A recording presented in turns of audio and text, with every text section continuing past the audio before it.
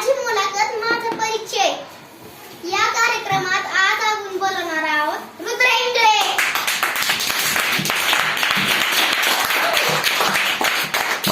गावावरतीचा विषय कोणता? गणित.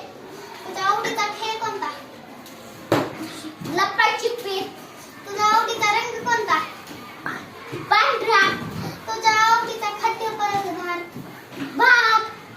तुझ्या आवडीचा रंग तुझ्या आवडीचा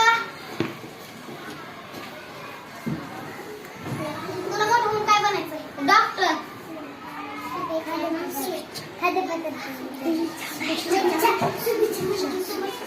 तुला डॉक्टर बनण्यासाठी शुभेच्छा.